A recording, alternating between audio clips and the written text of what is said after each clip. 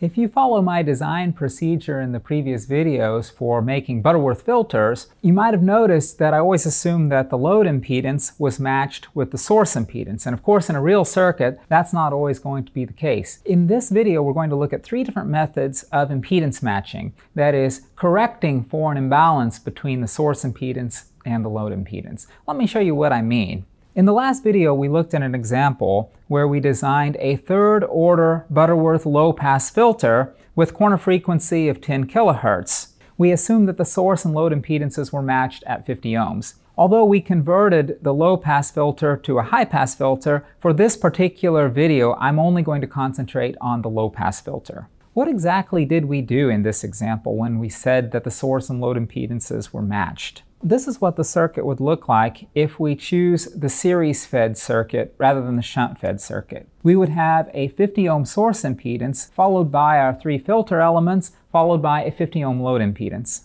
We assumed that the source impedance equaled the load impedance. Both of them were 50 ohms. But what if I wanted to design a filter that would work with a circuit where these two were not identical? What would we do? The first option is the simplest. We can just add a resistor in order to correct the imbalance. That way the filter will work as designed. If you try to use the filter and input the wrong impedance, then your capacitors and inductors might wind up with incorrect values. Your filter might then not work at the correct frequency. If we want our filter to work in a circuit where, for example, the source resistance is too large with respect to the load resistance, we can just add a little bit of resistance to the load in order to make the match. If, on the other hand, the source resistance is too small relative to the load, we can just add a little bit of resistance to the source in order to make them matched. Going back here to my example, what if my load impedance were only 10 ohms and my source impedance were 50 ohms in the actual circuit? How could I modify the filter in order to make the inductors and capacitors work as intended? Well, I could simply add 40 ohms in series with the load resistor. That way, from the filter standpoint, it still looks like a 50 ohm load, even though the actual load is only 10 ohms. It's a simple fix, but it's not very desirable because it adds some kind of power loss to the circuit. This resistor that I'm putting in is going to burn up power for sure. Option 2 is to use a transformer for impedance matching. Assuming you have a source resistance R sub S that's not matched to your load resistance R sub L, from the filter standpoint you can make them look as if they're the same as long as the turns ratio is appropriately designed. If N2 divided by N1 squared represents the square of the turns ratio, then as long as that's equal to the ratio of the load resistance to your source resistance, the filter will work as intended. That's option 2. Of course, transformers tend to be bulky, expensive, and they do burn up a little bit of power, so this is not always the preferred option, but having a transformer there does at least ensure that there's no phase shift in the output with respect to the input.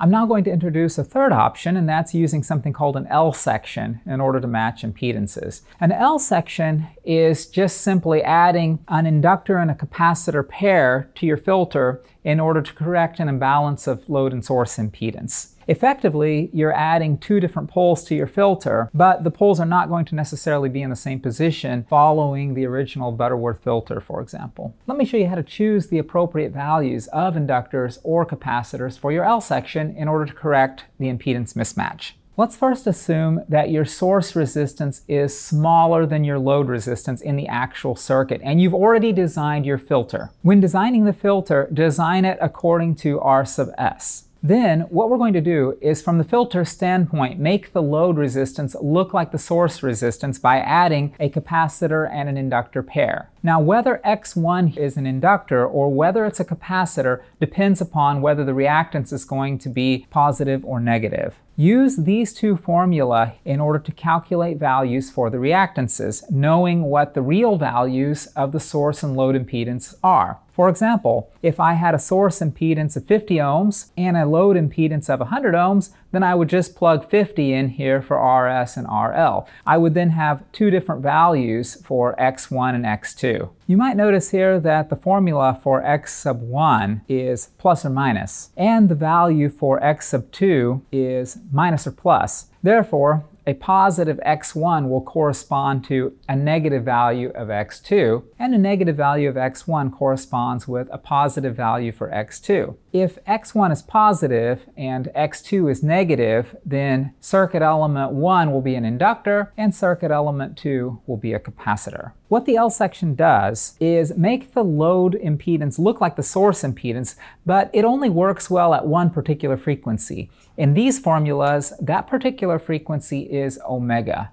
So calculate your reactance first, and then you can calculate the inductance of capacitor by plugging in the corner frequency of the filter. At least at the corner frequency, the filter will work as you intend for it to work. If the filter's properties are modified away from the corner frequency, then maybe it won't matter too much. If, on the other hand, the source impedance is larger than the load impedance, you can still make an L section. It's just that the components need to be positioned a little differently. If you were to try to use these two formulas up here, you'd wind up with imaginary answers for the reactances, and that wouldn't work. To summarize, in this video we've looked at 3 different methods of achieving impedance matching. This allows us to design Butterworth filters even when our load impedance is not well matched to our source impedance. The simplest and first method that I outlined was to simply insert a resistor where you need one in order to make the impedances matched. The second method is to use a transformer, and the third method is to use an L section.